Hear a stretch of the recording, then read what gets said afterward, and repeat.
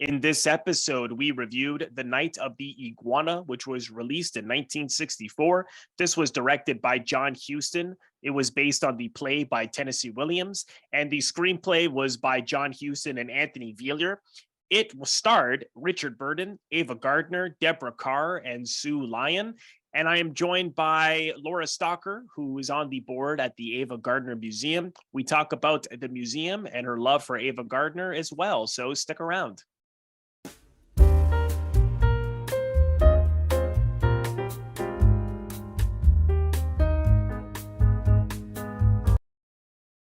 Welcome to Robert Bellissimo at the Movies. This is a YouTube video podcast exploring storytelling on film, as well as interviews with industry professionals who work in film, television, and theater, and other areas of the arts. I want to welcome to the show Lora Stocker, who is a designer, artist, and illustrator with diverse professional experience in assorted print, digital, and web environments. Her broad client roster includes mom and pop businesses, nonprofits, and national and international brands.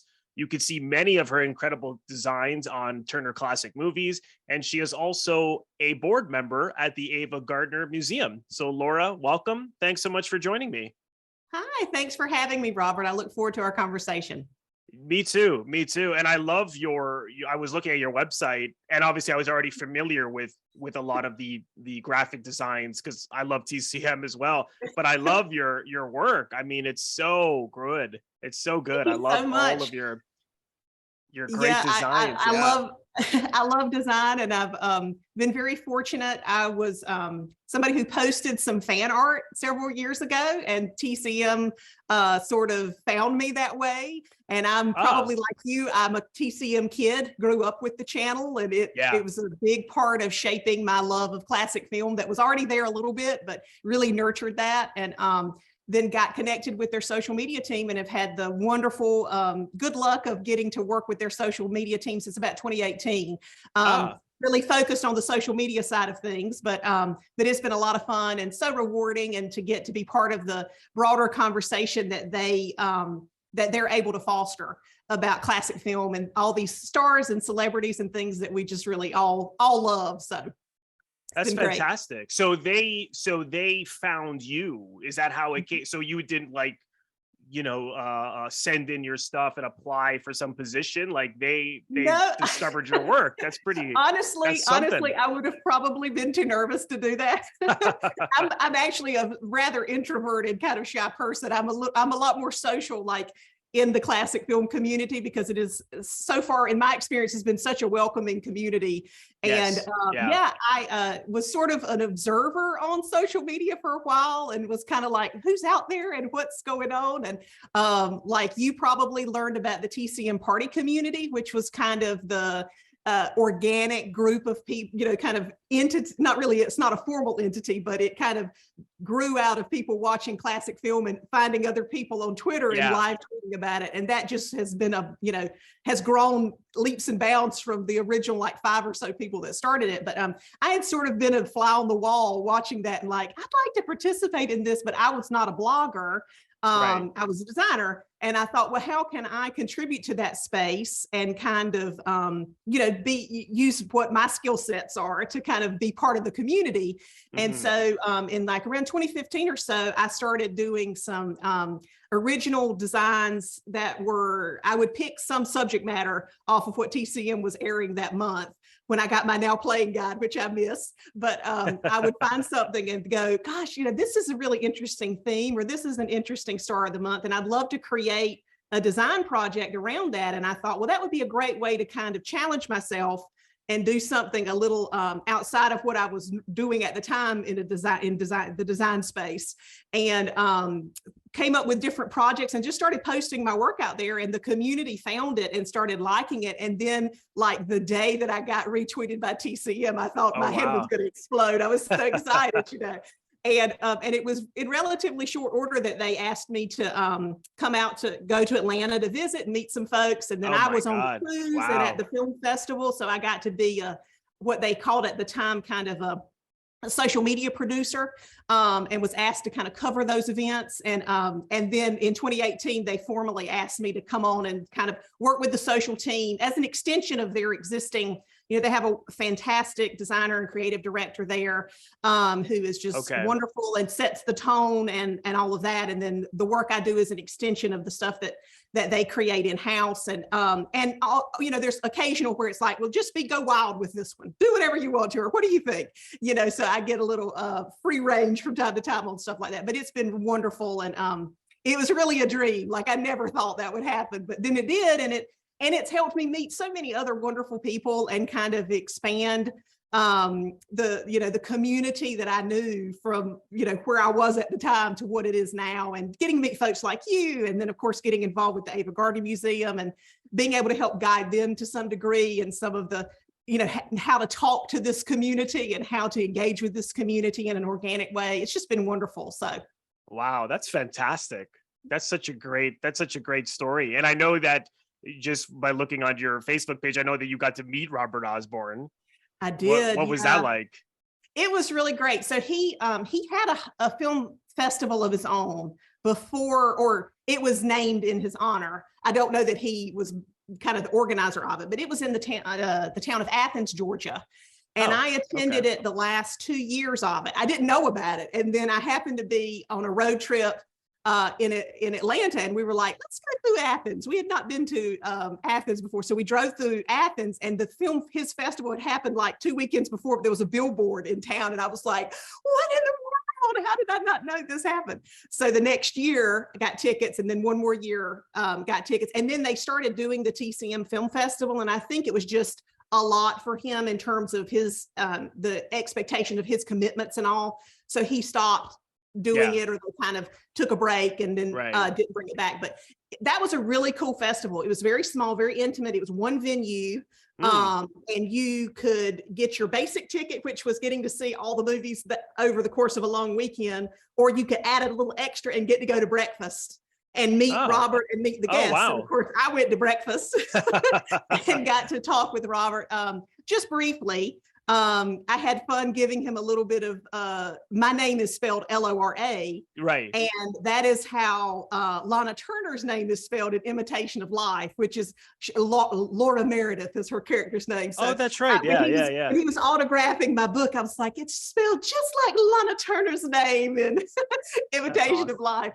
But he was just a lovely person. I mean, I didn't spend a lot of time with, I met him at subsequent events like the cruise and festival and all, but he, the first time I met him at that event, he signed autographs for everybody that was there. And that was not part of the plan. He just did it. And then I sort of hung back to see, to observe, be a fly on the wall again. And everybody in all the wait staff and kitchen staff came out and got his autograph. And he stayed and spoke to everyone, took pictures with everyone. Oh, that's great. He did not have to do that. He was just such a nice seeming person. Really lived up to what you expected him to be or hoped he would be. Yes, the various people who I also know who have also met him, they've all said the exact same thing. Like, he was like what you expected he was very much what he was, or he exceeded your expectations. That's fantastic. That's really, really great. And how now the Ava Gardner Museum, when did did this start in the 90s so the kind of original incarnation of the museum, and I'll back up just a little bit. There was sort of like a super fan, if you will, a husband and wife. I read about that, and Tom knew and Lorraine her, Banks, right? And he went to school. He went to school with Ava Gardner. Well, there's a connection. We like to say that the museum started with a kiss, because there's this story that he shared and was substantiated, so we know it's true. But Ava Gardner went to started college before she got fully discovered and signed to NGM. And she was in a secretarial program at a school called Atlantic Christian College, which is now Burton College in Wilson, North Carolina. And as a student there, she would ride the bus or catch a ride. She didn't have a means of transportation of her own. And she was waiting one day for her ride to come. And there was this little group of boys that lived near the college, and they would ride their bikes through campus and all. And one of the boys would pick on Ava. And anytime he saw her, he thought she was really pretty and seemed really nice and kind of playful. And he would joke around with her. And one day he was really picking on her, kind of circling his bike and, messing around with his kids. And he called her his girlfriend. And so she jumped up from the bench, chased him down, kind of got him off the bike and planted a big kiss on him. And then shortly thereafter, she didn't come back to campus for the next term. And he was like, what happened to Ava? She was my friend. She's my girlfriend, And then there was an article, a little blurb in the local newspaper that was like kind of a local girl makes good story. And it was about this young college secretarial student at Atlantic Christian College getting signed to go out to Hollywood. And he recognized the photo as the girl that had kissed him. So he cut out that clipping, and that was the beginning of his Ava collection. And so from then on, he became a huge collector, and he ultimately wrote to Ava, and she became the sweetheart of his college fraternity. And he worked very briefly in the entertainment industry and did a little bit, we think, with the film My Forbidden Past, kind of in a PR capacity. Okay. And but ultimately he met her, and then he got married, and his wife kind of embraced this fandom that he had, and they became kind of the largest private collectors of Ava in her lifetime. So they got to know her, they wrote her, they visited her in her home in London and all of that. And then in in the late 80s, early 90s, there was a movement in the town of Smithfield to have an exhibit to celebrate our famous hometown girl kind of thing.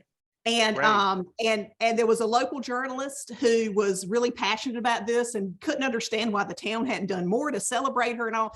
Well, that journalist got connected with the banks, and the marriage of the three of them got together and had this idea of doing a special exhibit of their collection.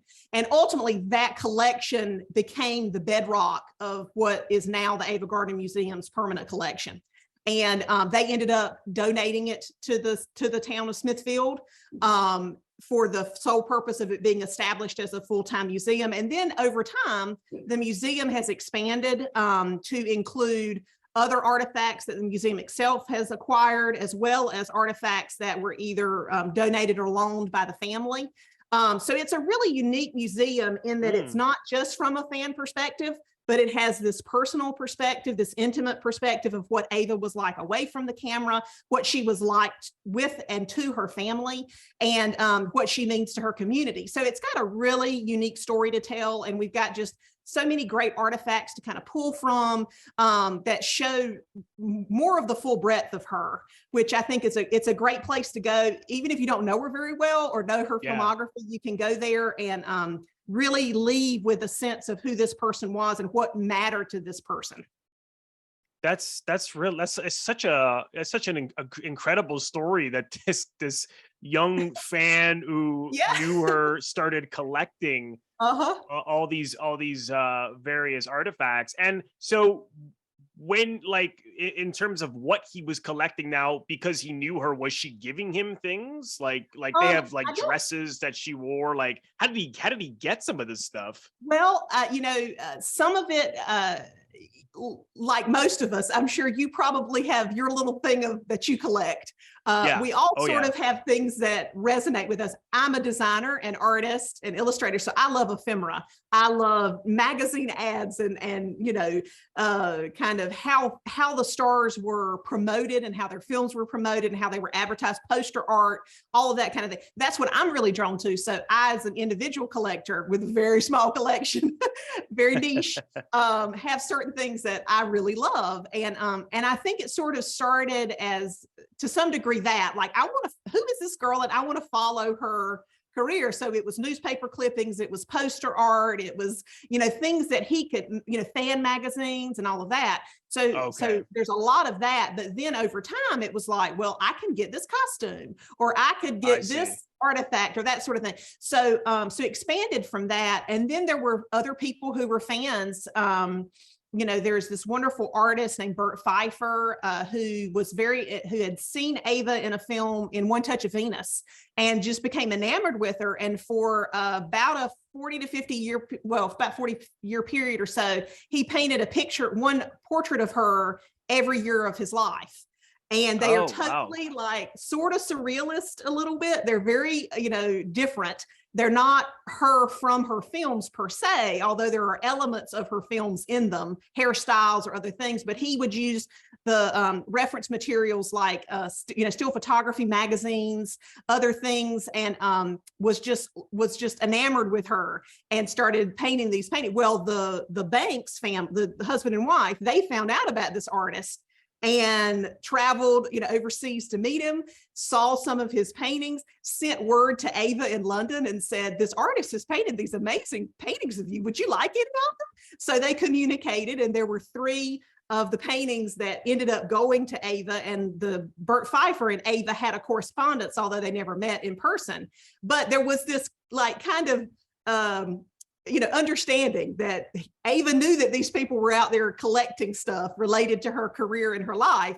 And she would, be part of that conversation. And sometimes she would, say, yeah, I like this one and this one and this one, send them to my flat in London. So wow. It's really interesting. I mean, I can't imagine like somebody today being, let's say, a huge fan of Brad Pitt and having this conversation like, hey, there's this artist in Spain that paints you. Do you want any of these? I mean, it's that kind of thing, but a different time, obviously.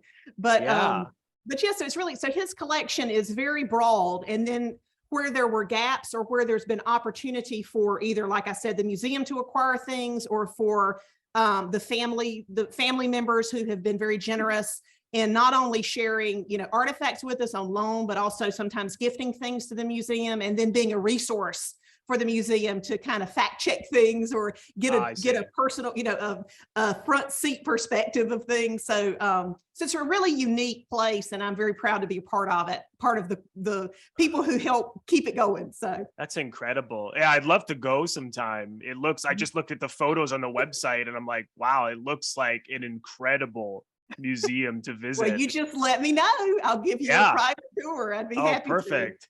Perfect. No, I'd love, no, definitely. I'll take you up on that. And now this is her 100th birthday this year. So I saw online, I believe it's the 7th to the 9th of October. There's something, what exactly is this? How are they celebrating it at the museum? So barring a global pandemic, the museum has an annual festival. And we, okay. I didn't know we that. had to put it on hiatus for the pandemic, obviously. But yeah, we typically have a festival either in the spring or the fall. It depends on kind of what theme we've come up with or what thing we're celebrating. If we're doing something in conjunction with a film release or something like that, that might alter when we do it. But we knew, I got involved with the museum in 2019 and joined the board in August of that year. And in relatively short order, we were having the conversation, okay, 2022, that's the big year. What do we do? And let's start planning. So we've been working on things for several years now. And we have our festival, so Ava Gardner was born on Christmas Eve, 1922. That's right. It's a little difficult to have an event on Christmas Eve to celebrate her because people are, home and traveling or with family and all of that. So we're doing our festival in October. And like you said, it's the 7th through the 9th, and we are having 3 screenings. We're opening the museum up with brand new exhibits. Lots of artifacts. We have a good relationship with several other private collectors in the kind of collecting community, and have gotten some really, if everything works out, if everything arrives in time, which it should, we're going to have some really special artifacts on display, some things that have never been displayed before. And then over the last few years, since my involvement and predating that a little bit, the museum has been doing some strategic acquisitions to try and expand the collection in certain ways that are, again, very unique to kind of the story that we're able to tell.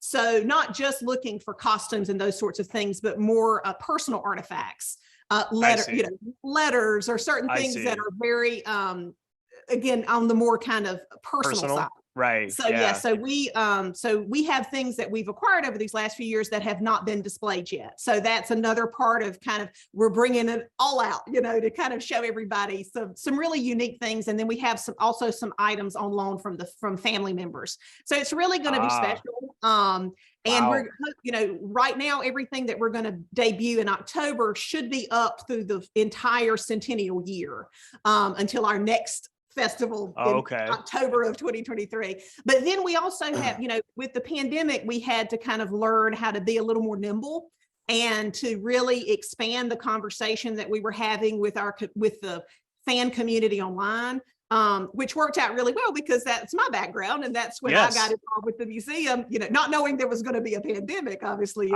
So that's when you started, right? During the pandemic no, right before. So I volunteered with the museum leading up to their spring event that they had in 2019. I'd always been a fan and had visited the museum on numerous occasions and would always try to attend their special events. You know, getting to meet Victoria Price or, you know, Howard Kill's widow or other people when they would have signings or special, you know, special events and functions. So I was always aware of what they were doing. And I visited the museum in 2019, leading up to their event, and got to meet the director, who was fairly new at the time. And we just really hit it off. Linnell Seabold's her name. And really hit it off. And I started kind of having a bit of a dialogue with her and talking about, you know, there's some opportunities. I was looking for some more volunteer opportunities at the time. And I said, you know, this is my background. Don't know if you need it, but I could help kind of expand that conversation in social media about what the museum's talking about, and kind of give some guidance in terms of how you align the conversation with other conversations that are going on, so you can kind of maximize your reach and let people know you're out here. And she was very open to that and asked me if I would be willing to volunteer some for their festival that year. And I said I would.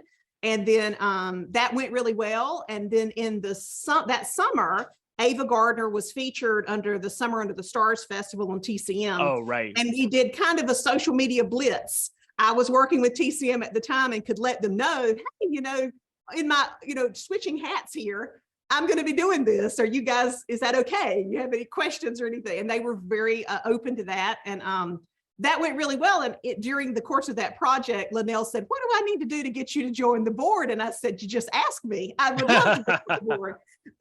So since that time, I've really, my main contribution has been, other than, you know, being a general board member, we're a working board. So we all bring to it kind of different skill sets. There's overlap there, of course, but I really try to help kind of, you know, my focus has been social media, the blog, the website, kind of, you know, our YouTube channel, all of that, to kind of expand on the stories we were telling and just, but broaden those to where they could be accessible to audience of people who may not be able to travel or may not be able to come. And that just, you know, the timing of that, ramping that up with the pandemic, you know, worked out and helped the museum, you know, keep our doors open and stay relevant. And not that we wouldn't have stayed open without me, just keeping that conversation robust and connecting, you know, taking the museum to where the people were, basically. I see. So I imagine there was a virtual tour, like you can pay to virtually see it. Was that? Yeah, we started doing virtual tours. We started doing a conversation series called Ava Chats, which we've been able to do about 4 episodes a year since then. You know, it's a lot of work, and all of it's volunteer based for me. So I have to put things in where I can. But yeah, you know, we started doing these things. So now that we're coming up on Ava Gardner Centennial, we do have plans to not only have in-person activities and events like the festival, like some special things we're working on into next year, but also kind of making sure that the stories we're telling in person are accessible to our audience online. So we've started doing virtual exhibits. So taking our physical exhibits and reinterpreting them in a virtual space, making those available. Again, doing conversations where we do a deep dive about a film or an exhibit or some other subject matter that is relevant to Ava's story. So it's been really great and really neat to see kind of what resonates and to see what, you know, how this, again, the conversation has just grown over these last few years. And I feel very lucky to be a part of that. That's fantastic. process. That's yeah, no, it's so incredible. And I know you had mentioned that a lot of people who come in are actually under 40. You were saying that you're getting a lot of people who are young, which is so great, because it's always, I mean, I think generally speaking, there's this idea that younger people are not interested in this period. But I have noticed that has been turning around. I mean, people like even at the TCM Film Festival, apparently there's a lot of young people going. So what do you think has contributed to that? Do you think it largely TCM, or is there anything that the museum has done to attract that? I can't even imagine how to quantify the impact that a channel like TCM has had. Yeah. I mean, I know, and I can just say that for me personally. Right. When I was a child, and I was always aware of classic film. I don't know if you were like that. I mean, movies were always kind of part of the conversation, quoting movies, talking about movies, movie stars, actors, singers, music, all of that. That was always a big part of my family's kind of identity, I guess.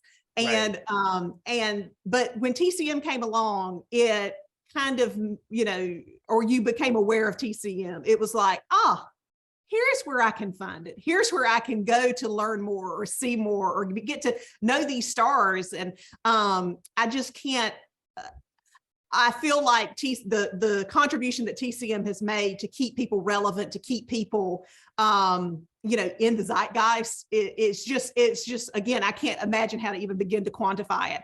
And it is so interesting. I mean, people go into this assumption that the audience is, it's the same age as the stars. Right. Yeah. Seniors. That Ava's fans are 100 years old. Right. I mean, they are not, and there's so many entry points to get to meet these stars. You and I've talked a little bit before we started recording about, people seeing an image of someone and going, being bowled over by an image and not knowing who it is. But then when they learn who it is, it's like, well, what is their story?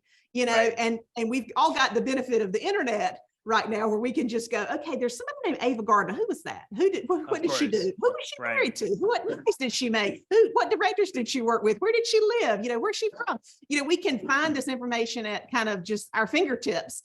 And it's really interesting to find out where people have these entry points. But all you got to do is just go on any social media platform, go on any website, go look at like Etsy and type in classic movies, whatever. And all the people making those stuff, they're younger people. Yes. And I mean, I was a young person. I was a kid when I discovered classic film. You were, I'm sure, a kid when you discovered classic film. So it's, our own stories kind of combat that myth that it's only people, that, and it frustrates me sometimes, because it's like you said, you should go to the TCM Festival. You'll see people of every age, every demographic from all parts of the country, if not the world. Right. And you'll see how much these films and these, these actors and actresses and the work that they created resonates. So yeah, and the same with the museum. The people are out there. The Ava fans are all shapes, all sizes, all ages, all locations. And it's just a matter of taking the information to them, and then they discover you, and the museum has an online gift shop, and we're constantly shipping stuff to Germany, I bet, Australia, and all over the place, because there are people everywhere who love these stars. So it's a myth that I hope at some point someone will just say, enough already. It's not true. No, I hope so. I hope so as well. And like I said, I don't know. I don't know a lot of her movies. I've seen some. I've reviewed a couple, but I'm certainly planning to see more and more. But this one, The Night of the Iguana, I had been meaning to see for a while, because I love Tennessee Williams' plays. And of course, many of his plays were adapted into films. I love John Huston and the director, and we have such an incredible cast. Ava Gardner, Richard Burton, Deborah Kerr. Or is it Carr? I always get that Carr, wrong. yeah. It is Carr. Okay. I don't know. Carr. I could never, I'm never certain on if it's Carr or Kerr. And no, so I finally saw it, and I had an interesting experience because I was really enjoying it, and then I was like, I don't know about this, and I was going back and forth, and then later on, I was finding it was really sticking in my mind. I find it to be really thought provoking in a lot of ways. But before we get more into that, I was curious. Do you remember when you first saw it and how you felt about it initially? I would have seen it on TCM, probably middle Okay. school, high school, somewhere in there. Yeah. I really liked Tennessee. I mean, Tennessee Williams is a Southern author. He Yes. lots of times his work has characters that are from the South or have some touch point in the South.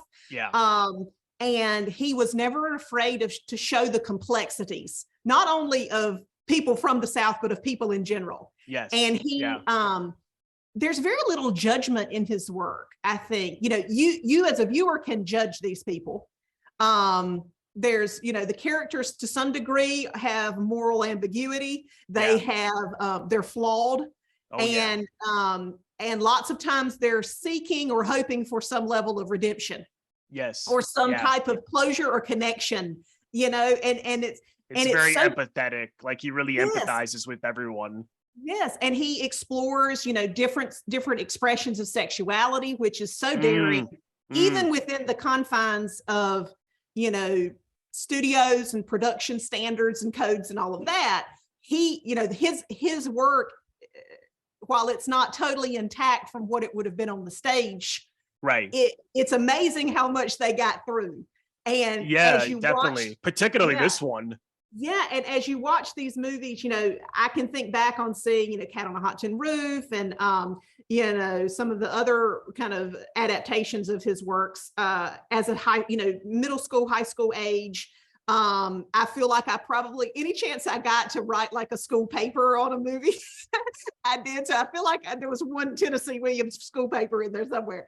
It was not on Night of the Iguana, but it was something. Right. But this film in particular, I saw it, kind of somewhere in that time range, and then didn't see it again until maybe, kind of right out of college, and then revisited it, in anticipation of actually working on a blog post for the museum, but then also watched it. I watched it a couple of times in advance of our conversation today to just kind of see, what resonates differently, or what am I feeling that I maybe didn't, or picking up on that I did. And I feel like I got a lot more out of it, especially these repeat viewings that I did.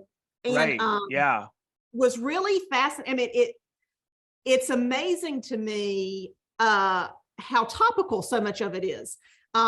There's a lot of things, there's these, kind of, if you think of things in the context of more of the Me Too conversation, there's things there that you can pull from. There's stuff about mental health and some of the conversations we're having about depression and anxiety now that you can pull out of this. There's kind of the social expectations of women in business and working and traveling alone and the challenges of that. I mean, there's just a lot that you can pull from, not to mention all the religiosity of the thing. Oh, yeah. And you can tell Huston's own complicated relationship with, does he love religion? Does he hate religion? Or does he feel a little bit somewhere between? So there's just so much to kind of pick from. And then again, on top of that, kind of things about, romantic relationships or relationships of friendship or relationships between men and women that have no sexual kind of component or too much sexual component or whatever. There's just a lot here. Oh, yeah. And I certainly didn't pick up on that in middle school.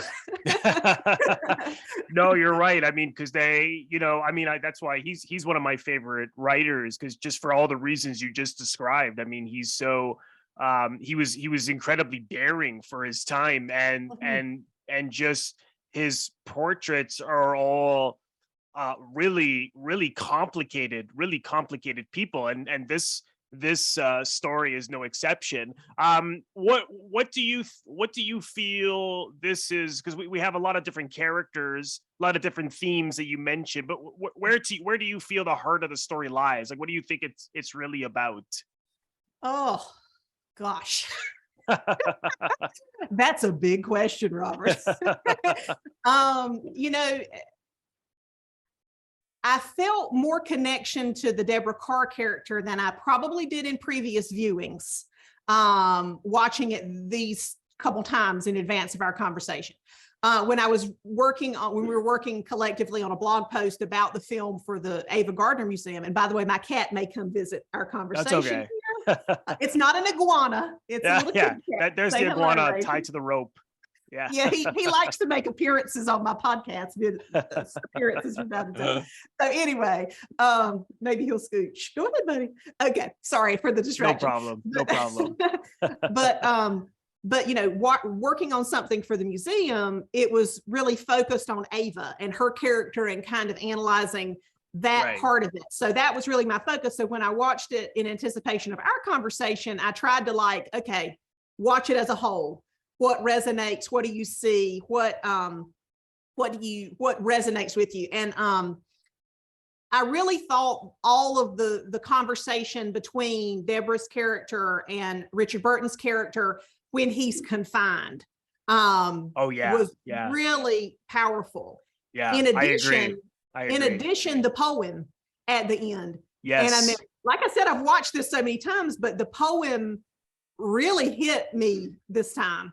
And the language in it and the kind of, you know, asking for please to remove the fear. Let me find my courage to kind of keep going. You know, it really echoed what she was saying in her conversation with Richard Burton. And I thought that was gosh, man, this is so good. It really is. Yeah.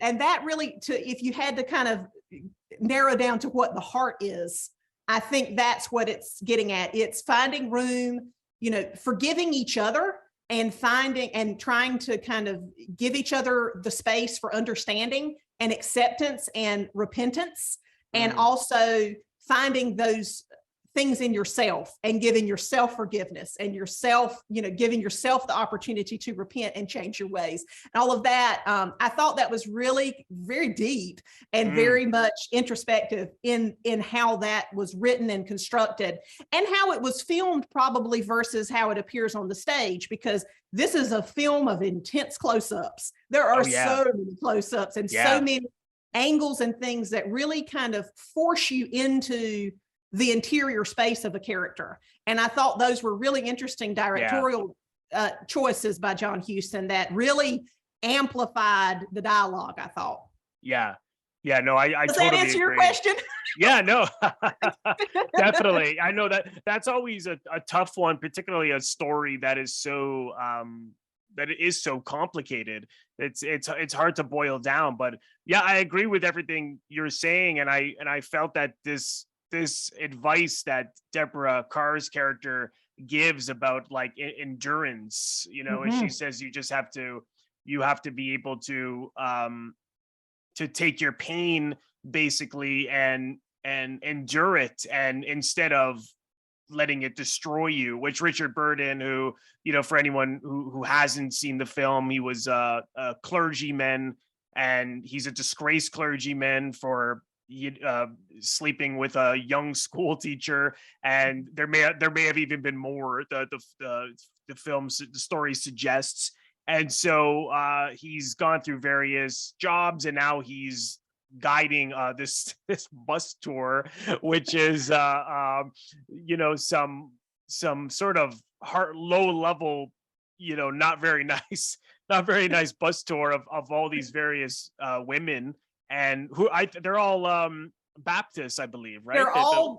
They all work for some sort of Baptist college. I assume it's an all-girls college in Texas. So in the deep South kind of community, and they're confronted with this character who is, you know, in his own words, questioning the existence of God, or what humanity has done with God's vision. I mean, the character is clearly frustrated and angered by the circumstances he finds himself in, and they're confronted with this after they've saved all their money and just want to have a nice vacation.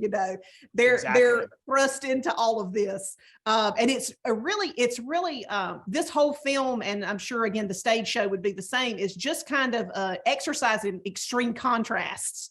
Because you have him, the film beginning with him, in the kind of the final stages of his religious life to some degree, and then you have him confronted with these devoutly religious women and tempted with sin, and then you have you get to the hotel and you have the extremes of Ava Gardner's character, which is this kind of somebody who's really kind of not, I don't want to say loud, but she's just very like boisterous, in your face, and kind of makes you aware that she's there. Oh yeah. As opposed to Deborah Kerr, who is, this, not mousy per se, but is just very quiet, observant, and speaks when spoken to, and speaks with a softer tone, as opposed to Ava Gardner, who will just kind of let it out. And it's such an extreme, and it's really jarring, but at the same time, it's like, and then you've got Richard Burton's character in the middle, who's sort of being like pulled, by these different extremes, and kind of finding out where within himself is he, because sometimes he's really loud and sometimes he's really quiet, and sometimes he, and it's really just an interesting kind of psychological film. There's so much there that again didn't catch in middle school.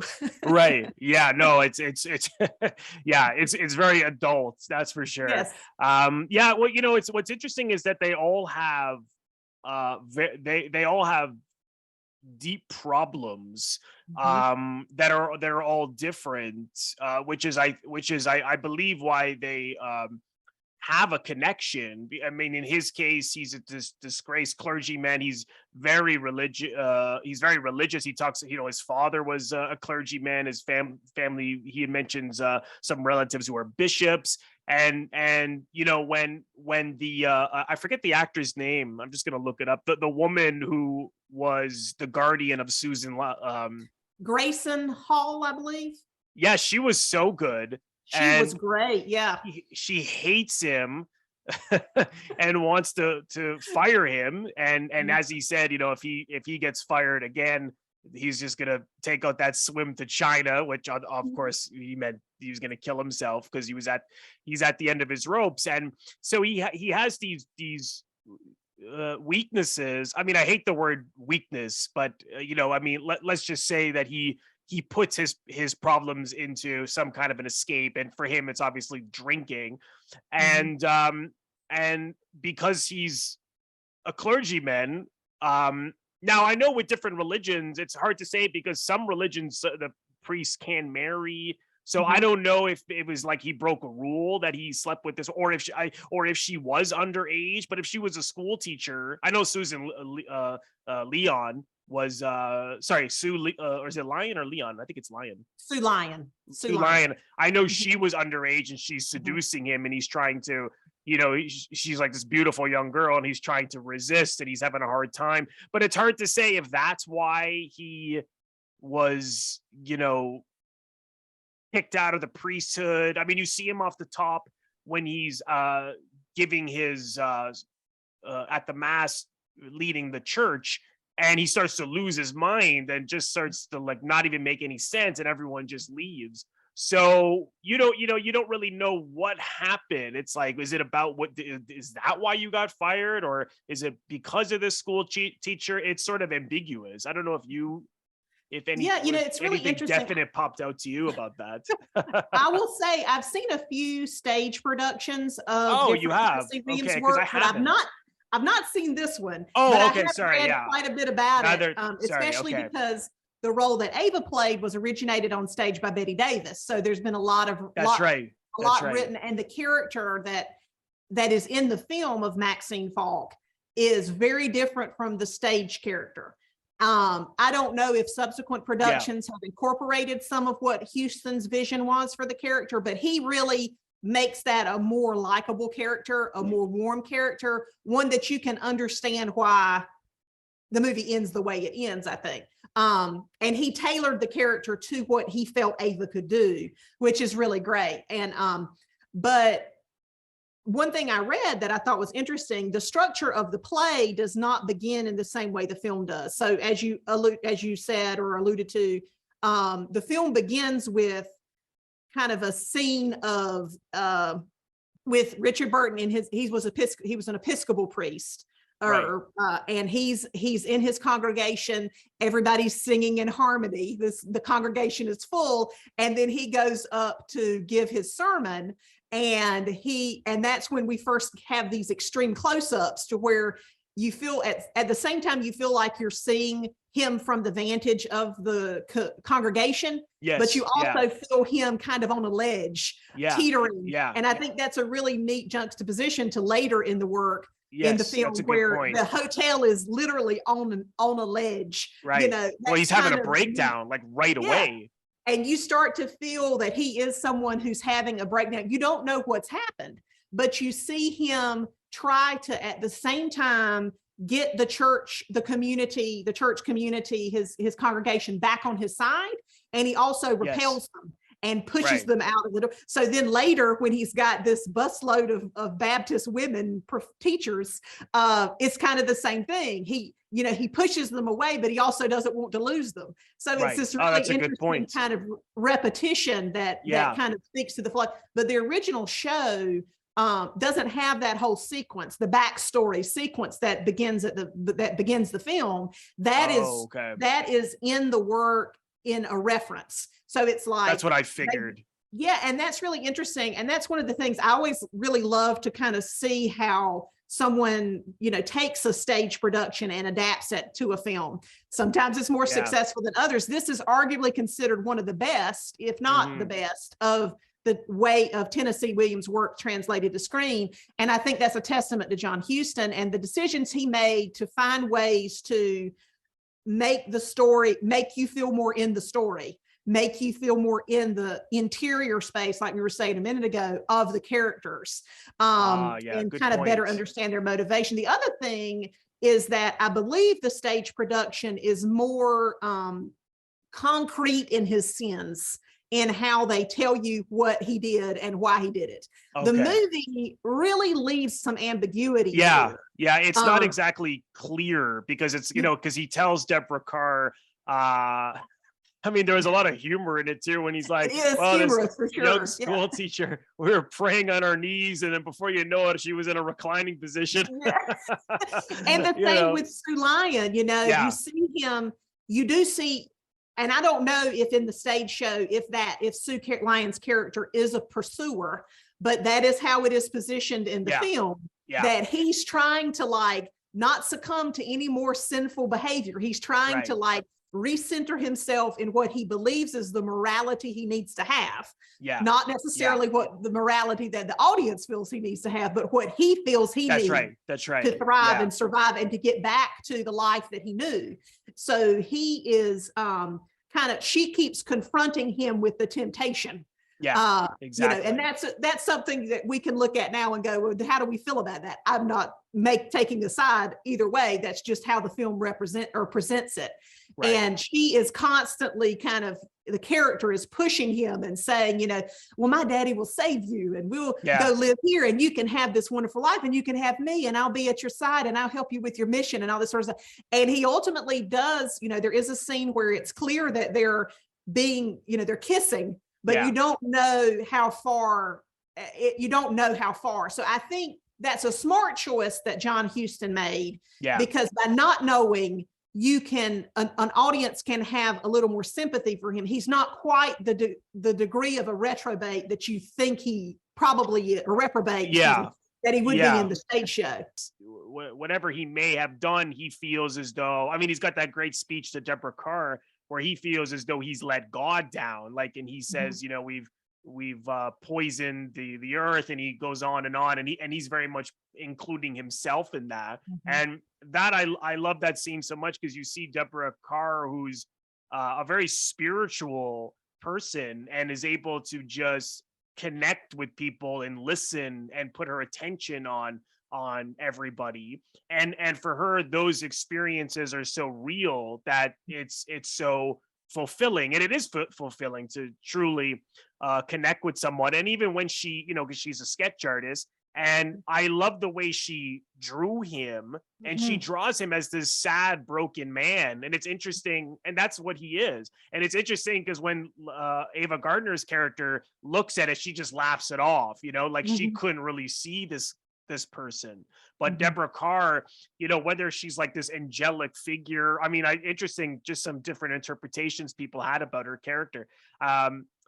Whether she's like this angelic figure, or, I mean, I thought because, often in Tennessee Williams plays, as you had mentioned, a sexuality comes up, and it's often ambiguous, but it's a part of the character. And here, I actually thought that she was the gay character, because often you'll have a character who's gay, but you're not quite sure.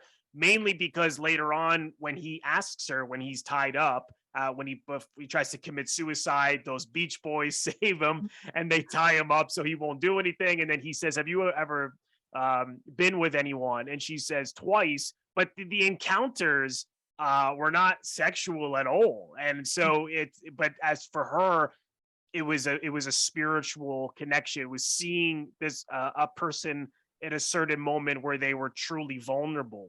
And she has that relationship with her grandfather as well. Like, she just feels that the being in that moment is a beautiful thing. So, and she's right about that, but then it kind of puts her sexuality into question, that she's never basically been with anyone. And then at the end, when he asks her to leave with him, because it seems as if they're attracted to one another, and she says no, because, and what she says is interesting. She goes, "Well, it'll be embarrassing later. You'll see later why it wouldn't be good." I'm just like, that's not the exact line, but it's something along the lines of, later you'll see that it's not plausible. And I'm like, well, what does she mean by that? And she just leaves. It's really, I don't know. I thought that was the character, which is interesting, because she is also the one who talks about endurance. And she says to him, take breaths, like as they call this when they have a spook, like a scare. She goes, we all have it. I've had it. And she calls it the blue moon.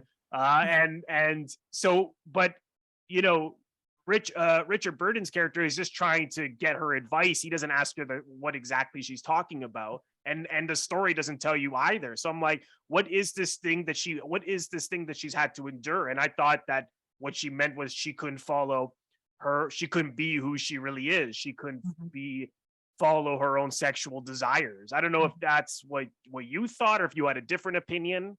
I mean, I think it's open to interpretation. Yeah, it really is. Yeah. That's certainly a valid way of kind of seeing her character, or the dynamic of her character. I guess when I was watching it and found her character very moving, it was, there's this moment where Maxine and the Reverend T. Lawrence Shannon are fighting, and they're pushing the beverage cart back and forth between each other. I love that. And she intervenes and stops it. And it's like, she kind of snap out of it, guys. This is ridiculous.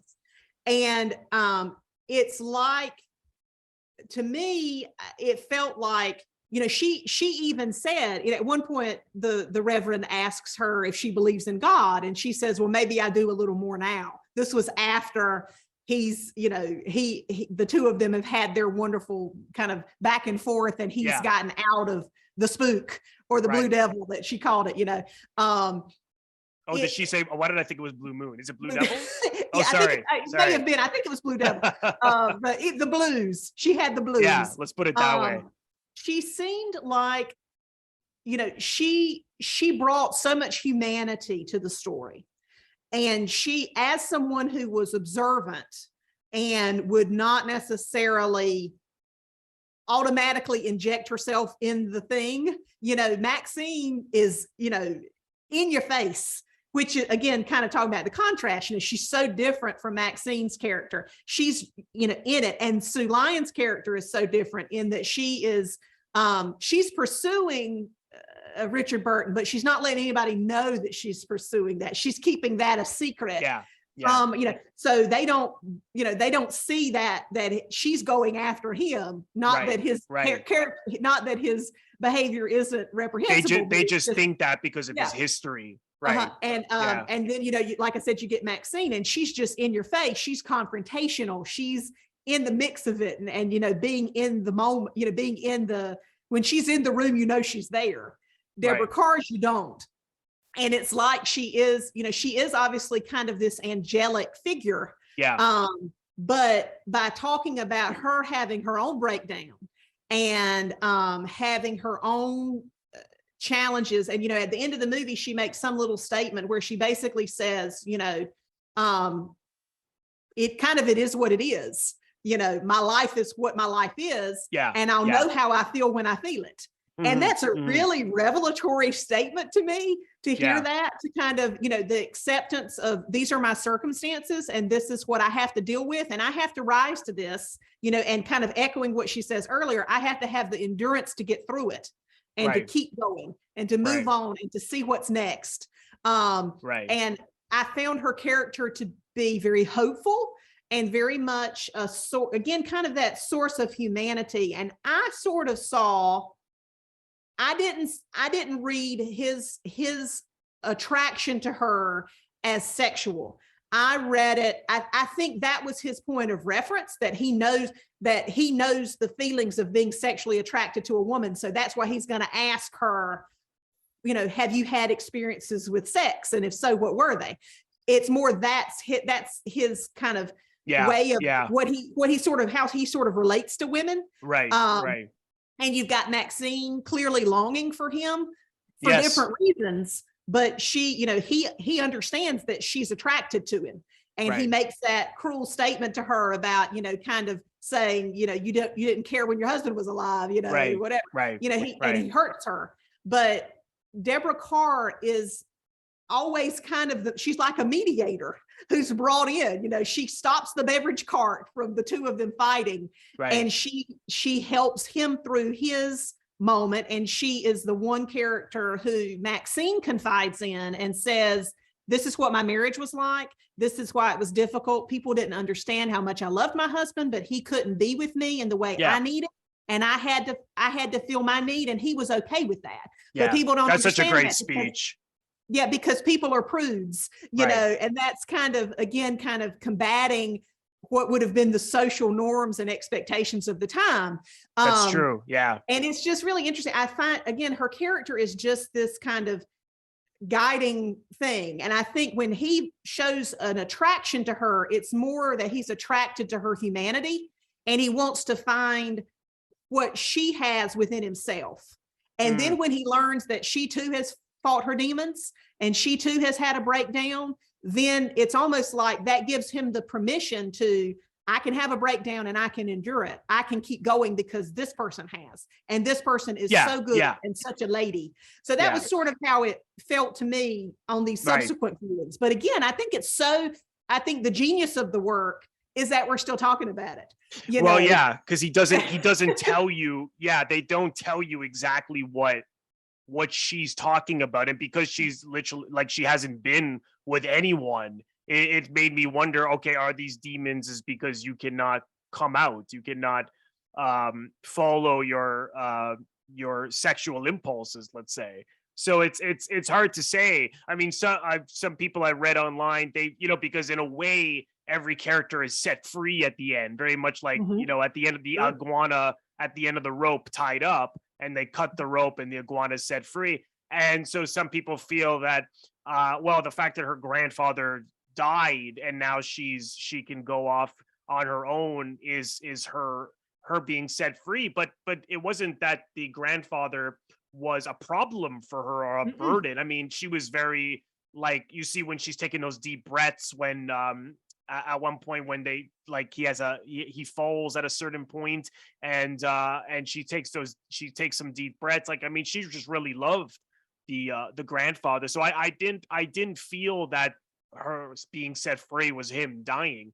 I felt that she, if anything, well, it's ambiguous for all of them, really. I mean, I think Richard Burton has learned something that he doesn't need to, that he has to accept his problems, accept his failures, and be able to, you know, endure and sort of move on from them and find a way to redeem himself in some way, shape, or form. And whereas Ava Gardner's character, it's interesting because she basically, based on that great monologue she says, is that she was with this man who was 28 years older.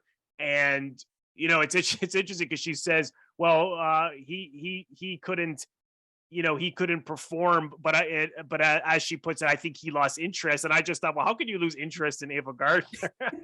Exactly. So, for all we know, he may have also been a gay character, right? I mean, you don't know. And then so she had these extramarital affairs with these Beach Boys. Again, it was funny how you see the humor works so organically as these like guys are following her around.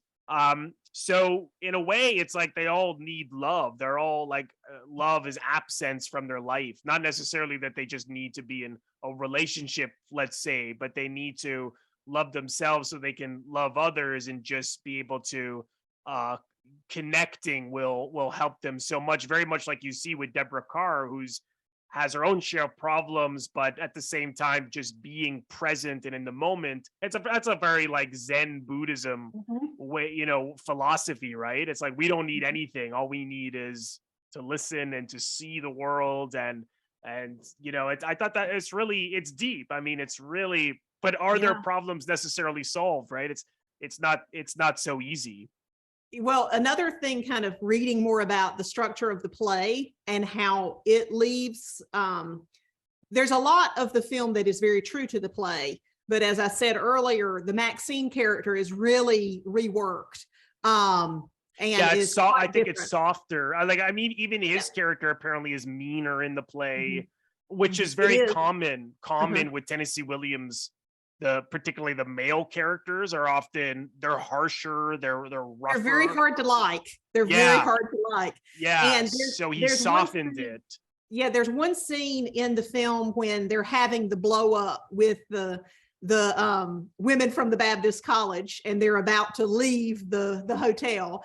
And there has been, it's been implied or said expressly that the kind of main chaperone of Sue Lyon doesn't understand, doesn't see her sexuality, is kind of not acknowledged, kind of, her own truth, or even aware of it for that matter, is what's implied. And in that confrontation, when she's, telling Richard Burton off for the last time, and, kind of go on and, I'm going to get you where you can't work anywhere, and you'll never be in a church again, and never be on a tour again, and I'll tell everybody I can. And he's egging it on, and he's kind of fighting back a little bit. But then Ava Gardner, in her love and defense of him as her friend, and as someone who she does have a deep affection for, she intervenes, and again kind of assumes that confrontational role of a protector. But in doing so is, kind of pushing the woman's buttons and trying to get her to realize that she might be a lesbian. Yeah. And Richard Burton's character in the film stops her and says, Maxine, enough. Don't do that. Don't say that. Right. In the play, my understanding is that that's Richard Burton's character, and he does say it. Oh, is that right? Okay. And it's interesting that if that's right, and again, I haven't seen the stage show, so anybody who watches can feel free to I gotta go read the play now. I gotta go read the play.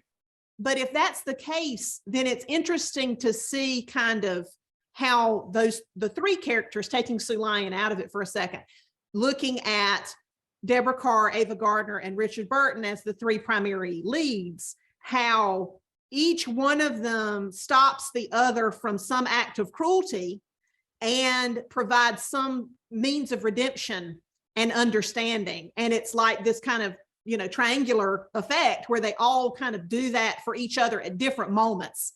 And it's just, that's really interesting. It's not only Deborah Kerr's character. Deborah Kerr's character does it the most. Oh, that's a good point.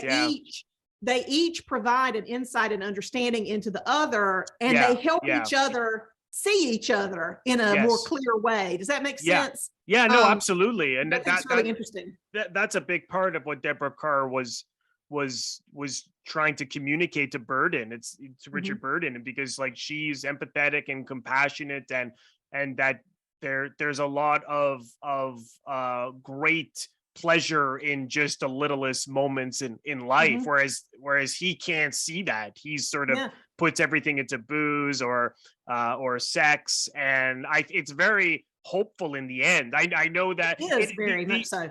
The end is it is abrupt that he just then goes with Ava Gardner, because I know that Tennessee Williams didn't want that, because in the play that the Ava Gardner character says, "Will you stay work on the hotel with me?" And he doesn't answer. In the play, it's more ambiguous, like, well, what would he do?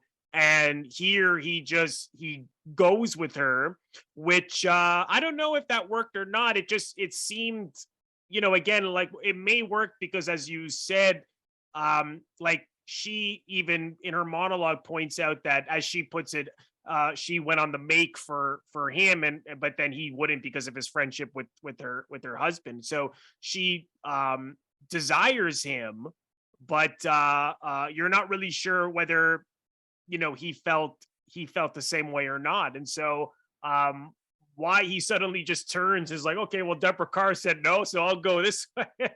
but it may not necessarily be physical. As you said, they saw things in one another. Again, that the play is about seeing people, about being able to empathize and have so maybe that was the friendship was something. I don't know what you thought of the end. Well, I'm really glad you brought up the ending, because that was another thing I wanted to make sure folks who are watching understand that there is a difference in the play and the film, and the structure of kind of that offer. In the film, Ava Gardner her character offers the hotel to Deborah Kerr and Richard Burton, and she would just leave. Kind of a sacrificial lamb type, interpretation, I guess you could make, that she wants to sacrifice herself for their happiness and give them an opportunity for something better or greater or more stable. Which I think that showed, so much. I mean, I love Ava's character in this film. I love how she interpreted the character. I thought she really brought a lot to it. I love just other things that she got to use more of her natural accent, that she gets to just kind of run around, without shoes on and run to the beach and be athletic. She was quite athletic. And there's, just as a side, there's great stories of how she got to the set each day was by water skiing over there. Yeah, well, there's footage everybody online. Else taking a boat, So, so I love that. And I feel like you can see in her, there's a lot in her expression that goes unsaid, that I don't know if that came from her conversations with John Huston and kind of analyzing what's my character thinking here, or what do you want this character to say, or if those were things. She was an intuitive actress. She was not trained. She came to a lot of things from her either tapping into her own life experience or just reading into the character and feeling like this is what, this is where I think this character is in their life and all of that. Again, very intuitive and natural. And you see a lot of that in this. And I feel like there's a lot happening, in the back room, in the office with her as a character. If this was a real space, if these were real events, she would be kind of in the background, in the kitchen, cutting off fish heads, having moments of self-reflection based off of what she's, because as the movie progresses, she becomes more, not as much of an observer as Deborah Kerr's character has been, but she does start to kind of not speak and observe. And especially at the climactic scene of the grandfather of Nano, which is Italian for grandfather, saying his poem and reading the poem, she's very quiet and she's very reserved, and she's just come back from having kind of a bad interaction with Richard Burton where he was cruel to her, but she is close to him in the physical space of the scene. And she is leaning on him at one point and looks at him with this look of really deep, moving affection as she's listening to the words of the poem, and she doesn't interrupt, and she doesn't, take away. I mean, she adds so much to the scene by just her presence and her listening, that it makes you listen even more to what the poem says. And then after the poem's over, and not to give anything away, but we're all about spoilers on this. Oh yeah, no, we're all spoilers. The grandfather finishes his poem, confirms that that Deborah Kerr's written it down and gotten some praise from Deborah, that this, grandfather, this was so great. And he says, I need to take a moment and pray. Or, one could interpret to reflect, to have some self-reflection, that I've completed this task that I've been working on for 20 years. And he rolls a little closer to the edge, and then he passes away. And Ava's character doesn't say a word. And then when Deborah comes back out from the bedroom, she'd gone to get a blanket for her grandfather so he could rest and be warm. Richard Burton confirms that he's died, and he tells her he's dead, and she drops her blanket and the notebook that has the poem in it and walks back into the bedroom. Ava's character comes over, scoops up that, and reads the final lines to her, basically to herself. You can barely hear it on the screen. And that's so powerful to me, because it's like she's internalizing the lessons that the things she's observed and the lessons she's learned about herself internally through these experiences of having, this wild party here of women over the top, and seeing Richard Burton kind of go through the spooks, and and her interactions with Deborah Kerr, and then it culminating with this poem. It's like they all three of those characters achieve something in the moment of hearing those words, and it's really moving. And I love how that's played. And so I think then the very next scene is, some time has passed because the grandfather's been buried, and all the kind of legality and process of someone passing away has been handled. And it comes to, what are these three people going to do, and what's the future look like? And I think it makes sense in the way that it was ended. And I personally like, and not that I always like happy endings, but I like that it is a hopeful ending. And that you feel like Deborah Kerr is going to go off and make her own life, and it's going to be whatever it is. She's going to define it on its own terms as it happens, and she's okay with that. I don't know that the other two characters are fully capable of that. I don't think they've reached that level of enlightenment like she has, but she has almost given them permission to try. And in the play, the Maxine character makes the offer only to the Reverend to stay and all that, but in the movie, she makes it to the two of them. So she is showing her growth, and that she's, again, willing to kind of say, I don't matter, you two matter, I want you two to go on. So then when Deborah Kerr leaves, it's like Richard Burton kind of accepts his situation and knows that this is the best option I've got, but also I think he is aware of Maxine's growth. And then when he comes to her with a rum cocoa, which is kind of a running joke through the movie, these huge rum cocoa drinks, she is dismissive of it. And then when he is kind to her and shows that he wants to accept this offer, she reinforces that she's going to be there for him, because he has this great line where he says something like, she says, well, he says, I'll take you up on the offer. Deborah Kerr's left. I'm going to stay. And she can tell she's so moved. I mean, she's drunk. She cries and goes, and still doesn't show her full vulnerability because she turns away from the camera. But she has this outburst of emotion, and she goes to the window, to the door or whatever, and is looking out toward the coast and the beach. And he comes behind her, and they acknowledge each other in the same, in a more intimate space. And she says, let's go down to the beach. Basically, like, let's just celebrate and kind of have this moment of getting back to nature and kind of, settling ourselves and all. And he says, well, I don't think, if I make it down there, I don't think I can make it back up. And she says, I'll get you back up. That's I always right. will. Yeah. And that's so moving, I think. And I think, based off of the changes they made to the character, and again, I'm an Ava Gardner fan, so it may just be me and how I view it, but I think that's really fitting. And I'm glad that they let that character have that growth. And I'm glad they let that resolution happen and it be on an uptick, as opposed to the rest of the movie, which is very very heavy. Yeah. I think that's kind of, I think the contrast of that works. But that just may be me. But yeah, well, no, you actually, that's really, really, really well said. It's making me want to see it again, because it's I really, and then we'll talk some more.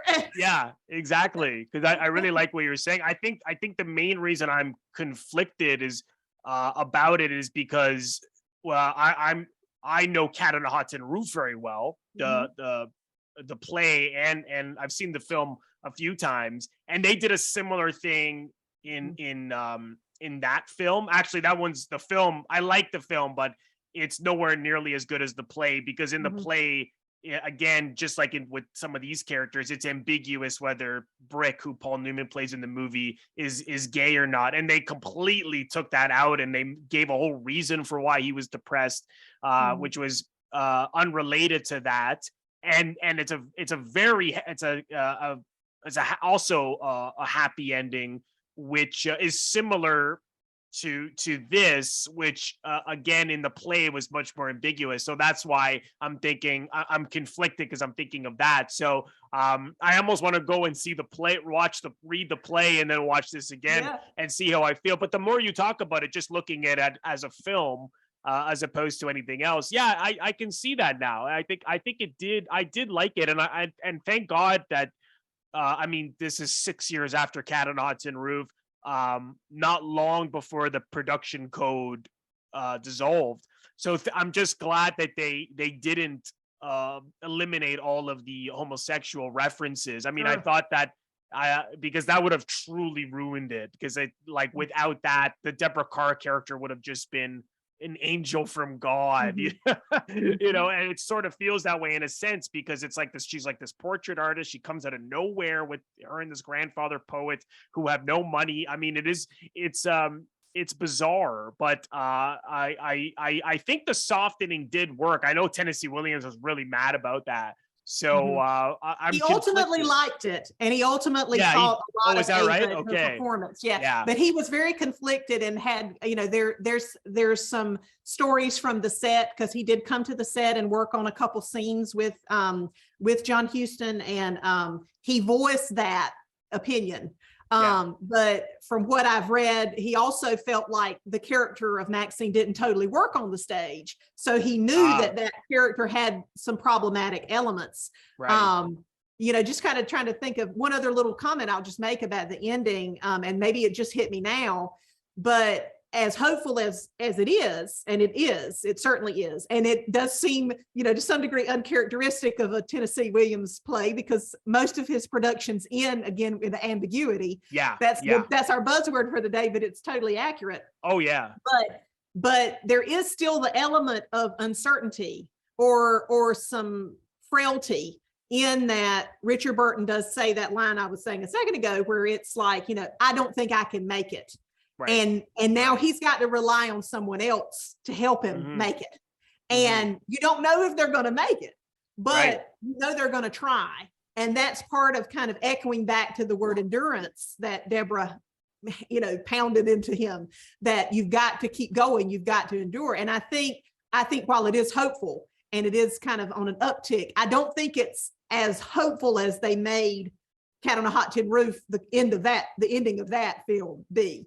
I think that's just a complete happy ending. Like they really, there's some nuance to this that, you're still both probably alcoholics. You're still both conflicted. Yeah. You still have your cabana boys working at the hotel. I love that. What's the future going to be, and how are you going to be next season when more guests arrive? How, what's that hotel experience going to be like? Exactly. Exactly. So there's a lot left, but the fact that they're willing to try, and that they're willing to do it together, and they both do it willingly together, is something that is more optimistic.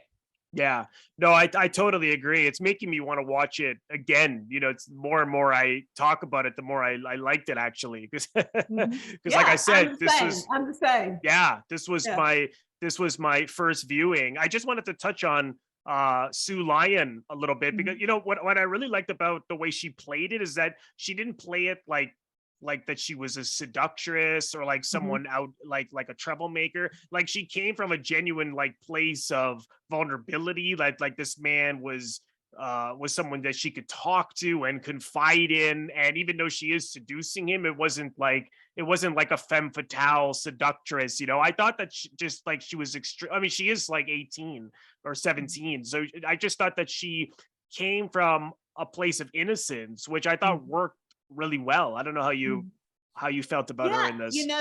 Another kind of, again, to reference the stage production, just for folks who don't know, the stage production is set on the cusp of World War II. So around 1939, 1940. And in the stage show, there are Nazi characters in it as well. So there's this whole other thing that was removed. While they don't expressly say in the film what year it is, one is led to believe by the costumes, by the interaction, to some degree by the interactions, that it's contemporary to the time in which it was made. This film came out in 1963, so we're at the beginning of this turbulent decade. And so with that in my mind, as I watched it and saw her character, and of course, Sue Lyon's famous for playing Lolita. So it's a similar kind of part. To some degree, there's some similarity there. And Tennessee Williams, of course, wrote Baby Doll, and that kind of character of, kind of the innocence or underage or questionable, sexual dynamic between two partners and all of that.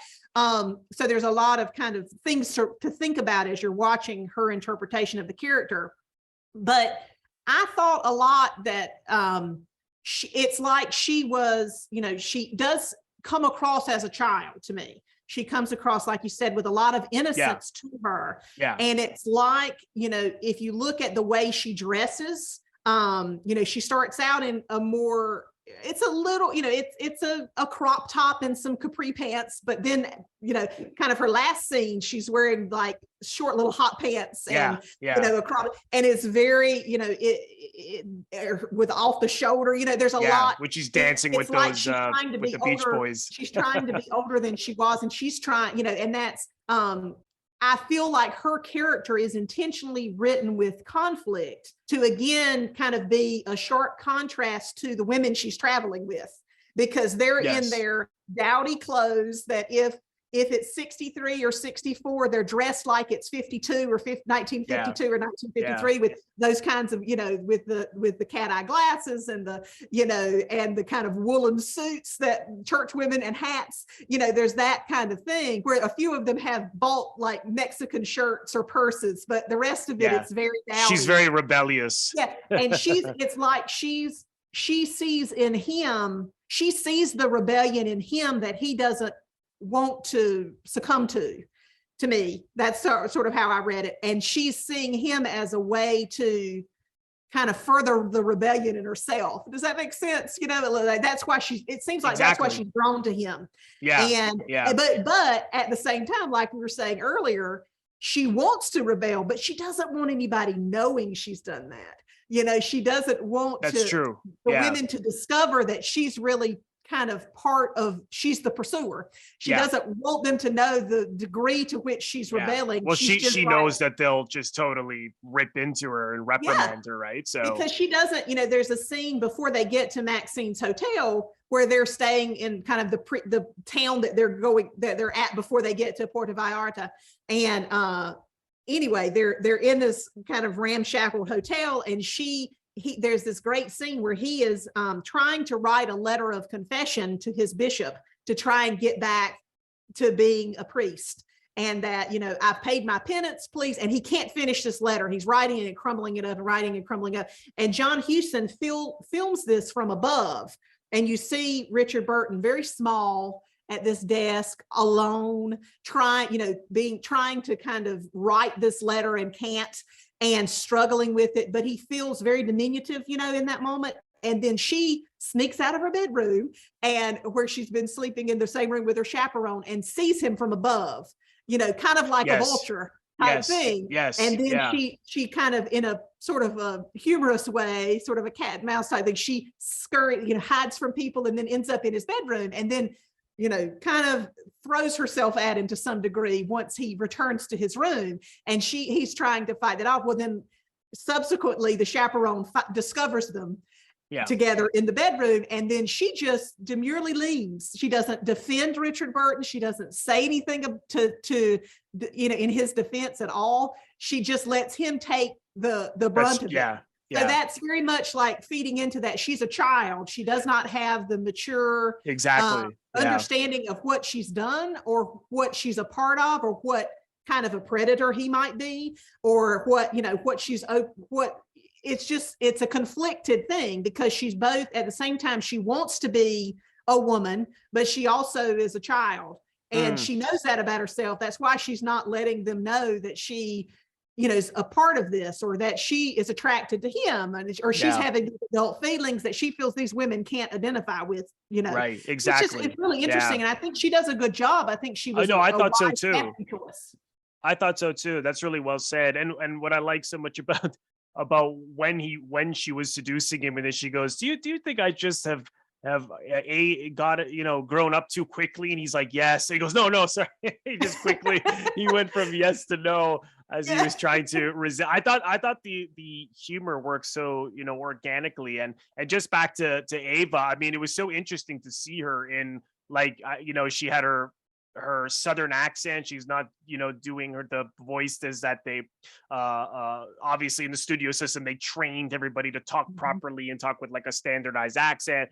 And just like she's dressed down, and she has an ordinary appearance. But at the same time, it's her. It's very very powerful and strong. And the thing that's interesting about her is, like, outside of the obvious that she's very beautiful, but her eyes she has this tough quality, and to me, like, and just very dangerous even, and sad. There's something just that are so, like, you just can't, it's not that you're looking at her just because she's beautiful. It's just that she's like, she just looks like she could eat you alive or kill you, like, one or the other. I've always found her, even before my involvement with the museum, anything I saw her in, I found her very magnetic. It reminds me a little bit. There was a story that was told one time on some TCM interstitial or something, where it was like talking about Judy Garland and how she danced, and that she danced, she danced with everybody. Of course, she danced with Gene and Fred Astaire. But when you watch her dance with someone else, you watch her, not the someone else. She's one of the few people that danced with Fred and Gene, that when you watch them, you watch her, you're drawn to her. And I feel that way about Ava. There were several of her films where she was more of a featured star, or her character wasn't, her character may be the female lead, but she may only be in the movie for 30 minutes, or she may only be in it for, half of the runtime.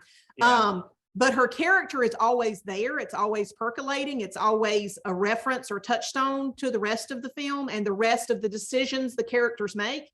And I feel that in this. I feel that that's something she brought to each character she played, even if it's not a big character. Once she kind of got a little, some footing under herself and some confidence, there's people often talk about her being insecure, and I think she was, but I think she took her acting very seriously. She took her work very seriously. She was prepared. She was on time. She did her work, and she did it well. And her body of work is very robust. She worked in almost every genre, and I think it holds up. And I will defend that to anyone. Clearly.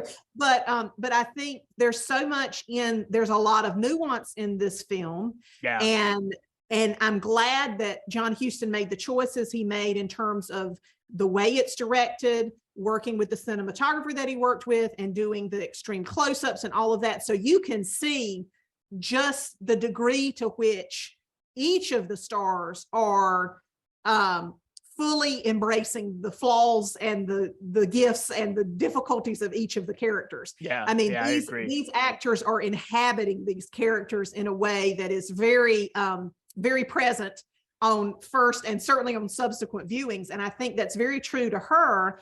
I think what's interesting, and I think what I like about, one of the other things I like about John Huston really going after her and pursuing her for this character and for reworking the character to be what it ends up being, is that you do know it's Ava Gardner. because she's beautiful. And Yeah. this woman is somebody who has had a tough time. Exactly. She's been in arguably a loveless marriage, or at least an unfulfilling one. Right. And she's tried to like grab her little bits of happiness where she can. And it may be with two cabana boys on the, on the sandy beach. I love it. But she's trying. And she already has learned to endure. That's another thing that Richard Burton hasn't, but she has. That's a good from point. the beginning. Yeah. Now she learns to do it in a different way, right, as the movie progresses, but she's already found a way to keep on going. Yeah. And to the point that she can't even really remember when her husband died, but he died, maybe 3 weeks, maybe 4. There's again kind of this like nonchalant kind of treatment to it. Yeah. But yeah. She's beautiful. And that she's someone who can, again, command a room. Her character itself can take over the room, can take all the breath out of it in the best of ways, really, or bring the humor to it or whatever, the brevity to it. But they do make her look more like, not dowdy in the same way that the Baptist teachers are, but they minimize her beauty. Yeah. They take it back, yeah. or not necessarily minimize it. They take it down to its core essence. Right. To this, right. And there is a wildness to it, which is indicative of some of her other screen roles. The hair is a little wild, the clothing is a little disheveled, but she's comfortable in her skin. You can tell that the way she moves, the way that she, she's frustrated with her life and things about her life, but she's not. She comes to the conclusion at the end that, yes, I was a beautiful woman. I can be a beautiful woman again. I'm young. I deserve something, when she has this great moment of storming off. And I think that's a really interesting choice, that you think Bette Davis playing this role versus Ava Gardner playing this role in the film. Yeah. And the sheer fact of it being her and bringing the essence that was Ava Gardner to this role, what that did for the character and how that imbued in the character we end up seeing in the film. Right. No, beautifully said. Beautifully said. There's some really interesting trivia on the making of this film, and I know you got those great Ava Gardner books behind you, and one of them I read and I reviewed was Lawrence Grobel conversations with Ava, and I've actually interviewed Larry Lawrence a couple of times. He's a great guy. Yeah, he really is. And I loved his book, and I was just looking at it again last night. And one of the stories here was, and you just mentioned it, the scene on the beach with the cabana boys where she's kissing them in the water, and then she runs off, was apparently that was initially supposed to be in the day, and she was going to be in a bikini. And then she was like, well, I can't do this in the day. I don't know. She just wasn't comfortable with it. Let's do it at night. They do it at night, and she still couldn't get in the bikini. And he's like, well, you know what? You'd probably just be in your clothes anyways. Like, why would the woman stop to put on a bikini? Yes. And it's such a beautiful scene. I felt as you see so much about her guilt or pain as she's trying to kiss these two men, but then just can't keep doing this anymore. And as she runs she's off, repulsed by them. Yeah. And as we said earlier, just for your audience sake, if they've not seen it, she has a difficult confrontation with Richard Burton's character. He says something very cruel to her that clearly hurts her. You see the hurt on her face, and he then makes that statement, why don't you just kind of go run with your beach boys, or go to the beach with your cabana boys or whatever. And so she does. She's like, fine, if that's what you're going to say, I'm going to go do it. And she runs off. And like you said, this scene takes place at night. She's still wearing this. I mean, she only wears 2 outfits in the entire film. So she's wearing her main costume, and she goes down and has this moment with these boys. And it is like she's repulsed by the idea of this choice that by the idea of these actions that she's been taking. She's been having these dalliances with these men on the beach, from time to time. So we know that's part of what her life has become. But she's now repulsed by it. And that shows you the growth of the character. Exactly. And not just is she repulsed, she rejects it. She runs away from them. And it's almost like, she's washed by the water of redemption too. She comes back up wet, and it's the very next scene is the grandfather reading the poem. So you can kind of revert back to our conversation earlier about the culmination of her, going down to the water, almost being cleansed and coming back up with this self-realization and understanding that's a good point. What she wants and who she is, and an acceptance of that. And I think that's a testament to, again, to Williams' writing, to John Huston's direction, and to Ava's portrayal of the character, that you can see all of that growth in just this short little sequence. There's very little dialogue on her part, exactly. but you understand what's happened to her. Yeah, and no, I agree. It's all done visually. I really love that scene. So to hear her tell Larry a bit of the backstory is pretty interesting. What are some, because you got those great books behind you, what if someone really wants to get to know what she was like, what's a couple that what are the first that you'd go to, that you'd suggest? Well, she was working on an autobiography at the time of her passing. She died rather young in 1990 at 67, had a series of health problems and passed away. But I always say start there.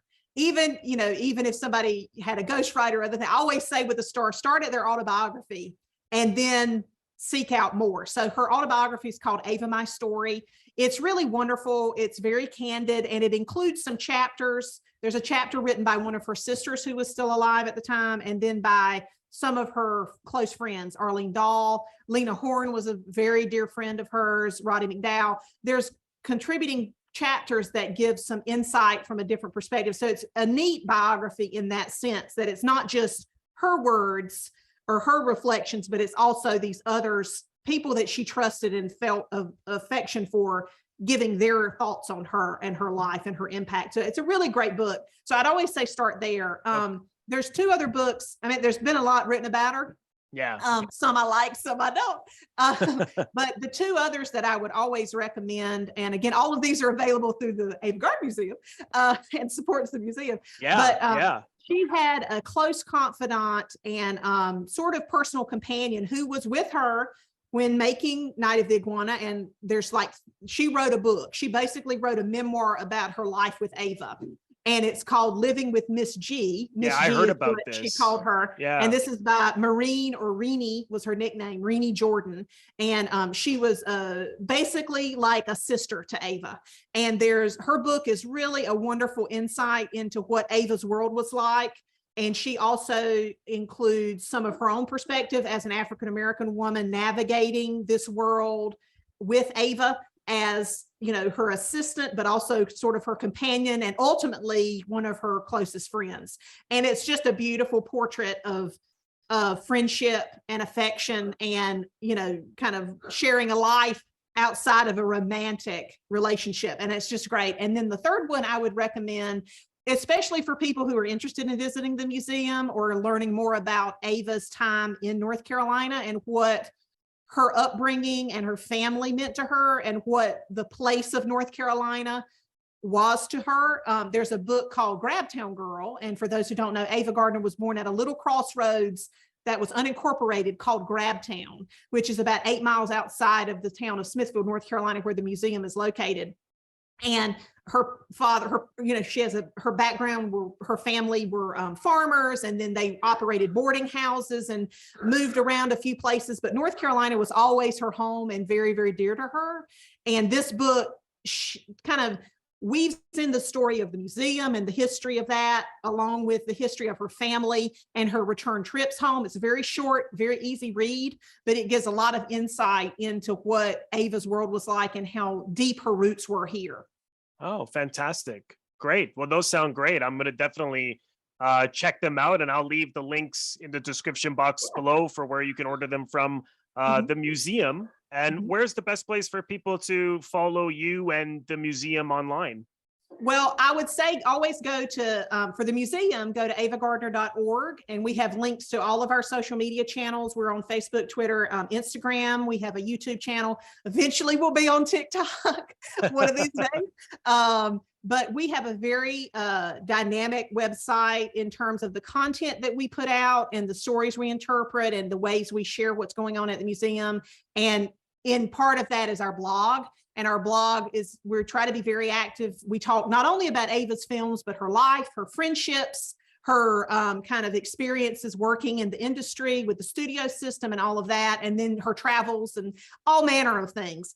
So I would say certainly check out the blog and follow us on social media so you know what's going on. Come to the festival if you can. Yeah. And then for me, my name is a little difficult to spell, although it's short. It's Lora, and my last name is Stocker. So all of my social handles are Lora Stocker. My website's lorastocker.com, and Lora Stocker on Instagram, Facebook, and Twitter. So that's where you can find me.